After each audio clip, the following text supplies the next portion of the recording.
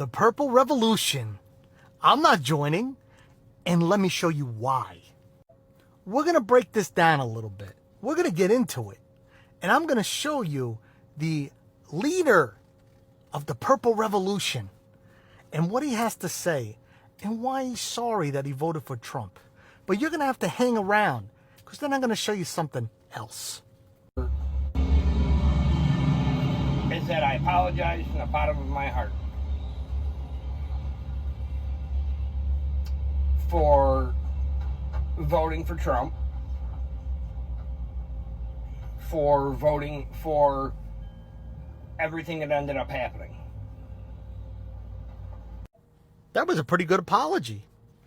Somebody from the outside looking in might say, hey, maybe this guy, just maybe, has changed his ways. But then I dug a little bit, and not too long ago, he made this video. I'm tired of keeping my mouth shut. Charlie Kirk's death sparked outrage with a lot of people that normally stay quiet. But I just don't give a fuck no more. Any of you Democrats, don't come near me. We don't want nothing to do with you. Nothing to do with you. And if you think that you can just do whatever you want. You said that just a few weeks ago about us that don't have the same ideology as you, that you want us nowhere near you. You see, I remember you.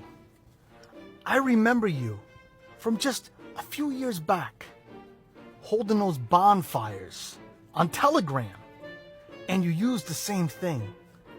Let's not be blue, let's not be red, let's be purple. I made content on this. Do you remember remove them all in one day? You weren't talking about Republicans. You were talking about Democrats. You go on to say that we're going to need you. That's right.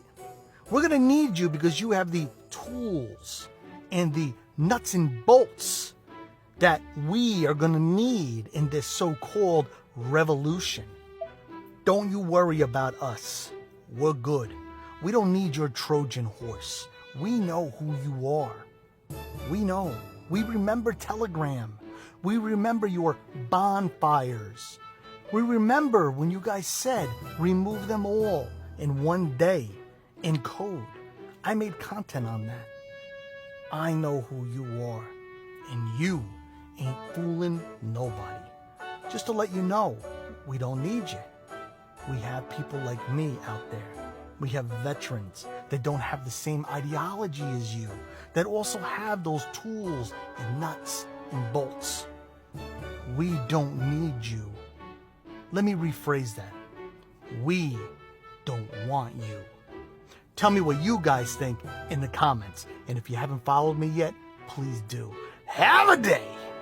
Hi everyone, welcome back to the channel. My name is Mesoba. So guys, today we are talking about something that sounds so powerful, the popular revolution. But we need to look at it closely because sometimes what people call a revolution is not really for the people.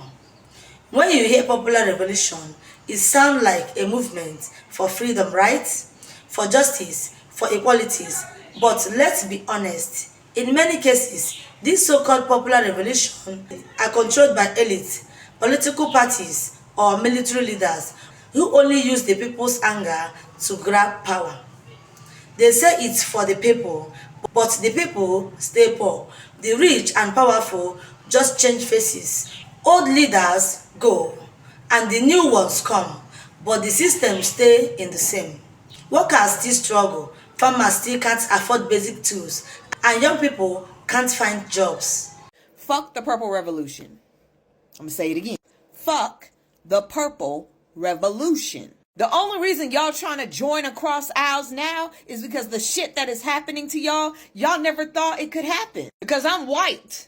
Or because I voted for him. It can't touch me. Now all of a sudden y'all want to be informed. When we were explaining this shit last year to y'all before y'all got y'all asses in those booths, y'all didn't want to hear anything. It was gaslighting. It was propaganda. It was fake news. But now that y'all asses are getting ran off y'all farms, y'all can't afford to eat let alone get gas. Your health care premiums are about to go up. And oh my God, I'm pregnant and I'm high risk. And I can't leave my fucking state to have this baby because there's nowhere for me to go. But I voted for this because I thought a late abortion mean women were unaliving their babies at 7 and 8 and 9 months. I didn't do my own fucking homework to understand that a late abortion means the baby is already gone and we gotta remove it to save your fucking life.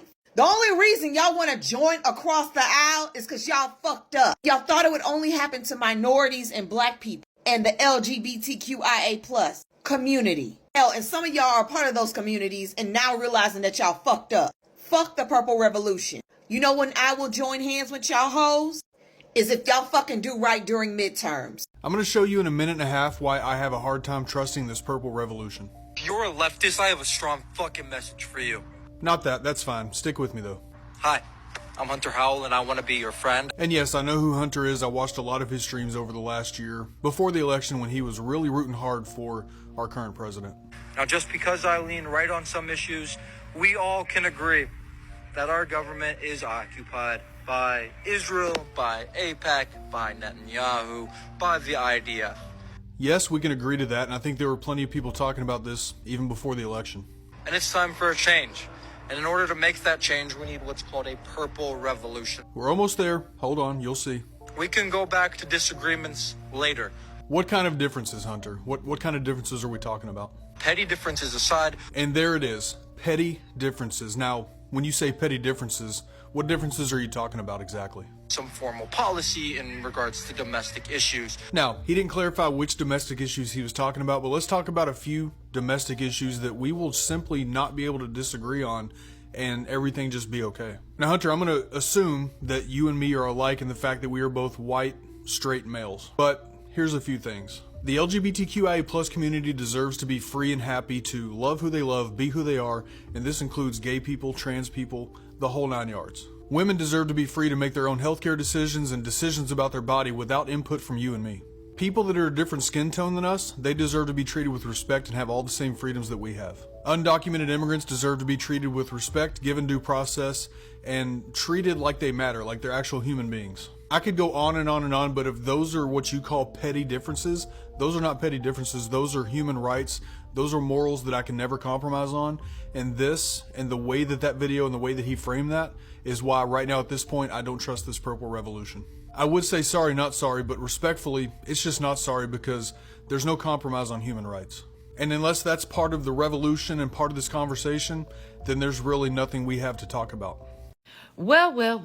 So there's something I want to talk about, dear, that is circulating on the internet and everywhere. The purple revolution.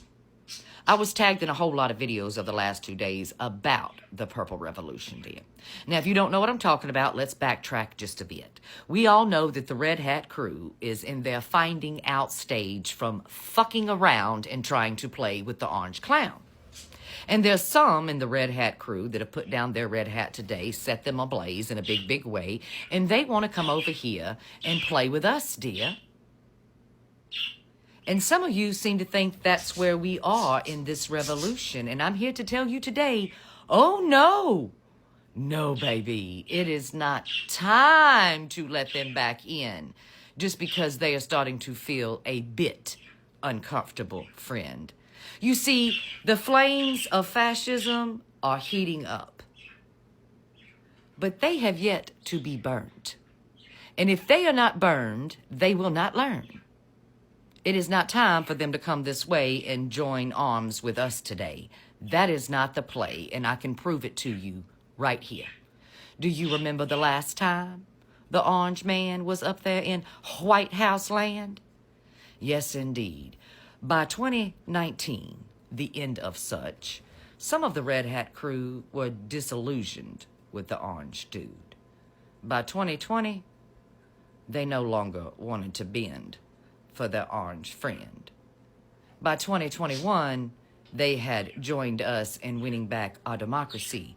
By 2022, they started to get real comfortable with us in the blue. They were making money again. Food was back on the shelves. Everything was okay. The stock market was on the rise. We were doing better than anybody here in the US of A. The whole entire globe was still suffering from a recession, baby. They were still burying bodies. But here in the US of A, we were finally starting to be okay. People were going on vacay. They were out in the streets. They were loving their life. They were out there trying to play. They got so comfortable with the new blue regime that they started to once again sip the Kool-Aid, friend, because we made them comfortable in this country. We were so ready for the division to end, we just invited them in. And look where we are today. Look where we are today. So just because some of those over there no longer want to play with the red because they're feeling uncomfortable today, it is not time to let them come over here and play. If you want to know what part of this revolution we are in the part of the revolution where the enemy of my enemy is my friend. Not, well, those who have moved away from my enemy is my friend. No, baby. We need to align ourselves with our enemies that are the enemies of our enemy, dear. And I know that's a hard thing to do for some people in the blue because of all of our ideals, our moral superiority. You think you can't get down there and get dirty. But that's the part of the revolution we're in. We need to be looking for the enemy of my enemy to be my friend. Not those who are just feeling a bit uncomfortable today. That is not the play. But there will come a day. There will come a day when it will be okay to let a few of them in. But we are not there. Just because they're starting to feel the heat. Don't invite them in for dinner to eat. Okay? Let them wallow in that uncomfortableness for a while, baby. We jumped the gun back then, hun. And by 2023, they had already bent the fucking knee. Not me, and not fucking today. You're not allowed to come over here and play. Sit in the shit that you made. And we know how they feel about sitting in shit, don't we? They sit in it long enough, they'll be ready to gather themselves together to the Capitol to rub that shit they've been sitting in on the walls. Right, baby? So if you are done with the Red Hat crew and you think you want to play with me, I'm waiting for you to do what you did before when you didn't want to play with the blue. And you started beating down the Capitol door. Then we can talk some more. To anyone who is upset at people who are not falling for the Purple Revolution and who are saying that we are actively slapping down people who want unity, you want a direction, you want to know what it is we should do or what you should do because it will not be us, it will be you. Here is your direction. Number 1, revolution begins with accountability. If you are still surrounded with people who think racism, homophobia, transphobia, xenophobia, misogyny are petty differences, then you are not ready for revolution. You are still protecting the oppressor. Go deal with that first. Oh, I know you think you don't have time. Baby, this is something you should have done long ago. The fact that we don't have time is not our fault. It's yours. Number 2, stop asking marginalized folks to build your moral backbones. Black folk, queer folk, indigenous folk, we've been fighting for people's rights while everybody else was comfortable.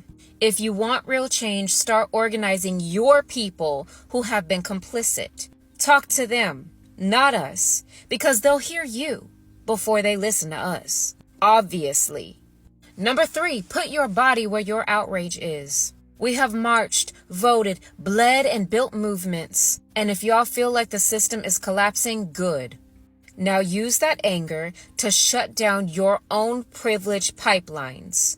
Protest, boycott, disrupt, strike, divest. You don't need our permission to resist.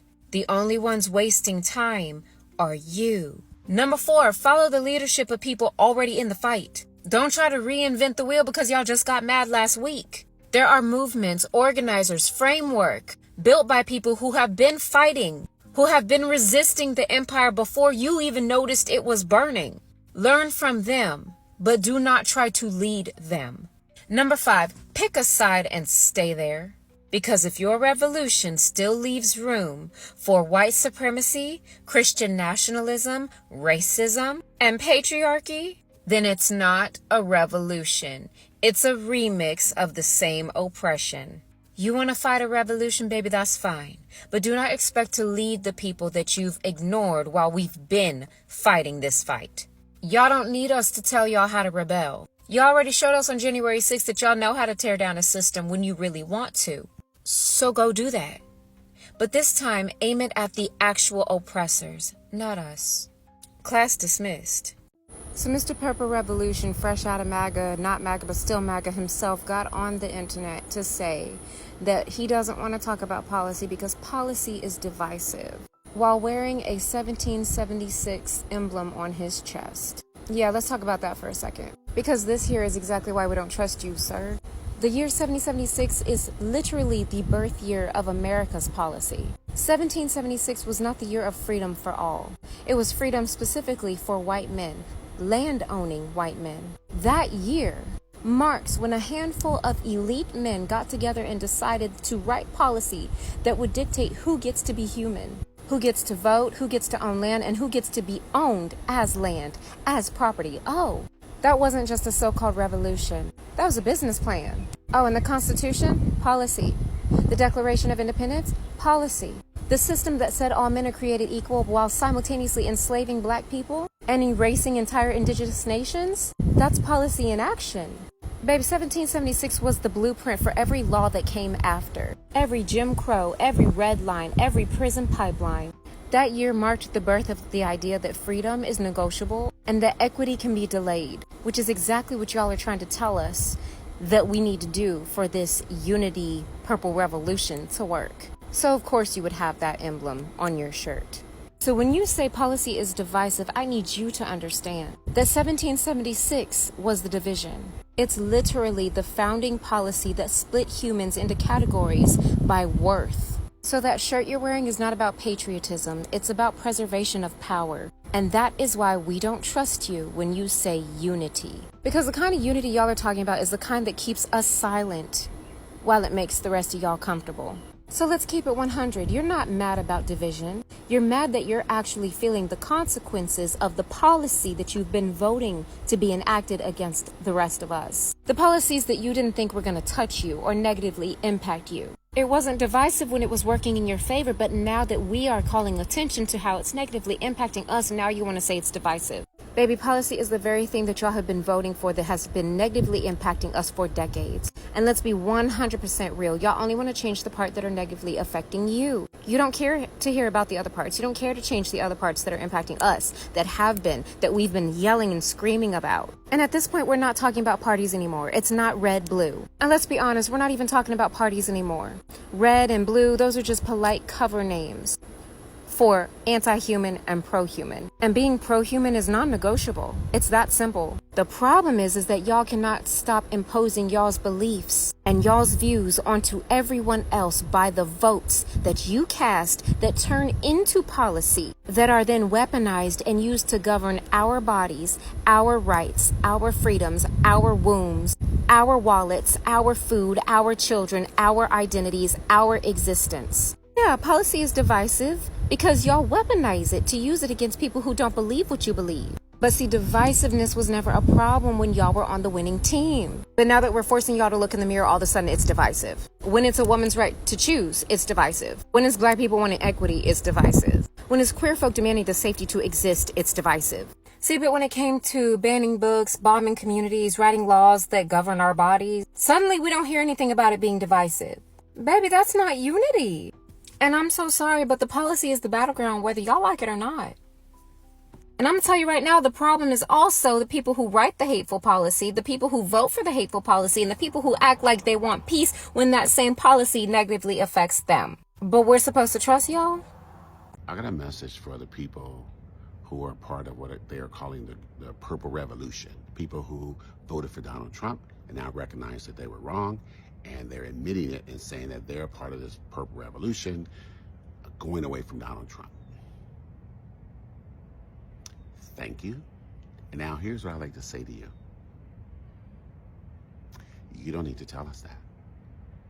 You see, because you saying that right now makes you feel better. That does something to your psyche and to your emotions, and maybe it assuages your guilt or something like that.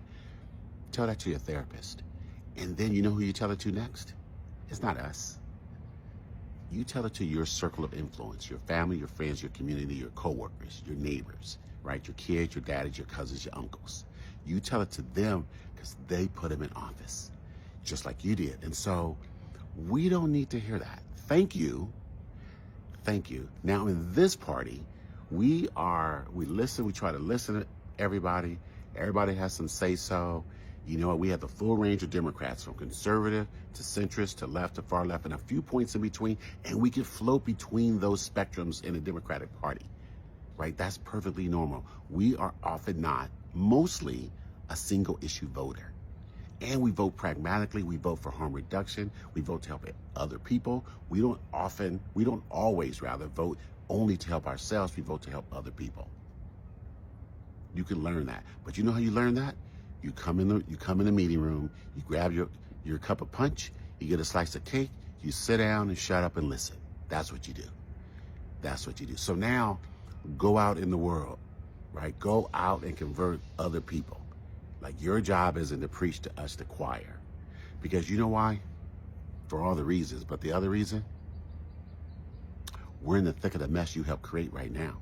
There are people being brutalized. They're shooting people with rubber bullets. They shot a priest yesterday in the head, right? They're kidnapping kids, holding them hostage. They're running people down. They're pointing weapons at people. They're disappearing people to other countries' prisons. They have concentration camps. He is waging war on blue cities and states with military. He is waging war in our cities. We are, according to people like you and him, the enemy within. And now let's talk about absolute authority. You helped usher this in. So we're not here to absolve you of the mess you helped create. That's your therapy. Go get other people. You go get those other people, and you go get them to protest him. Say, we are Republicans. We voted for you. We are against this. Get on the news. They love to talk to you guys in little cafes and fairs. Get on the news. So thank you. Now shut up and get out in the world and go do some good.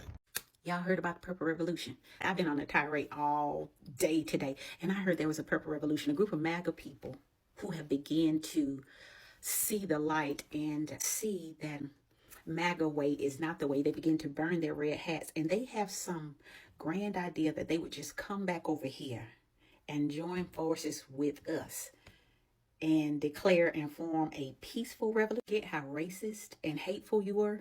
Did you forget that you voted against your own self-interest in order to harm black and brown people? You know, Purple Revolution, because we don't trust you. We understand as soon as things cool down for you and you don't feel as threatened, you feel safe and secure, you'll go back to your nasty, ugly, racist ways. And there will be no revolution, because there cannot be a revolution without black people. And we are not getting out there with you all to protest anything. We've made it very clear. We have no desire to join forces with you. We don't trust you. Any heavy lifting that needs to be done, you better do it on your own. We'll sit over here and watch you. Out of your mind, talking about a purple revolution.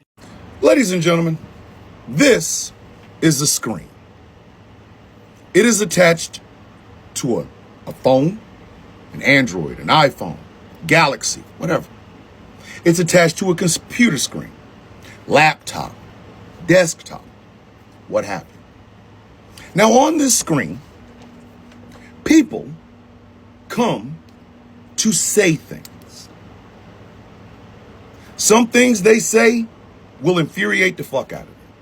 Some of the things that they say will make you laugh. Some of the things that they say will make you cry. But it all is designed to make you think, all right? Now, you know what this cannot do? Verify. It can't. If you take this screen, and this camera, and the recording button on it, and go to a protest and film yourself, you filmed a protest. But it cannot verify your life's work. It can't. Because this is simply a reflection of what the person in the video that you're watching wants you to see. Now, I have always had a big problem, even long before there was a TikTok or Instagram or any of that. I have always long had a problem with braggarts. I literally cannot stand a motherfucker that brags all the goddamn time. I hate those motherfuckers. I do. And this is a from young age dislike of these people. You see, my mother and father also didn't like braggers. Now, my father was a braggart, which never made any goddamn sense. How you gonna dislike somebody for doing what you're doing? But my mother never changed on it. Don't come flashing your opulence over here. We don't care. We don't. From the drug dealer to the business owner, we never cared about any of that. We really didn't. And my mother instilled that in the 5 children that she had with my dad, me, my brother, and my 3 sisters. Now, I say all that to say this. That mentality, that feeling has never changed in me. I am never impressed with a motherfucker that can list me off all the times they worked with this, that, and the third and did this, that, and the third. I can't verify it, so why the fuck would I be impressed by it? It's meaningless. It is. Because if I did a whole big deep dive and found out that you're right, what did you win? What was your grand prize for actually being the person that said this shit and actually doing it? What was your grand prize? Nothing. I'll answer it for you. Nothing. What was your grand prize what was my grand prize if I find out none of that shit is true? What did I win? Lifetime supply of what? In the social media age, far too many people are focused on what they put into the screen, into the camera, into the recording, and not the person outside of it. Flash forward to 2025. Okay? There are people, and I've seen this over the past 5 years. I have seen this over the past 5 years. It is one of the things that has galvanized my mindset when it comes to don't talk about it, be about it. Now, do I have to brag about going to this rally or going to that rally? No, I don't. I simply go. It's the equivalent of men always talking about, well, I take care of my kids. Bitch, ain't that what you're supposed to do? How you gonna want a cookie for what you're absolutely supposed to be doing? Fucking sense does that make? Answer, none. You see, if we're going to be about the work, then it cannot be about glory. It has to be about the work. It has to be.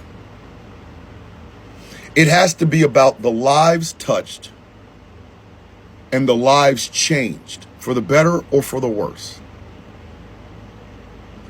We have all become very used to the orange Oompa Loompa Cheeto man that sits in the fucking White House today, signing shit in front of people and then showing it off.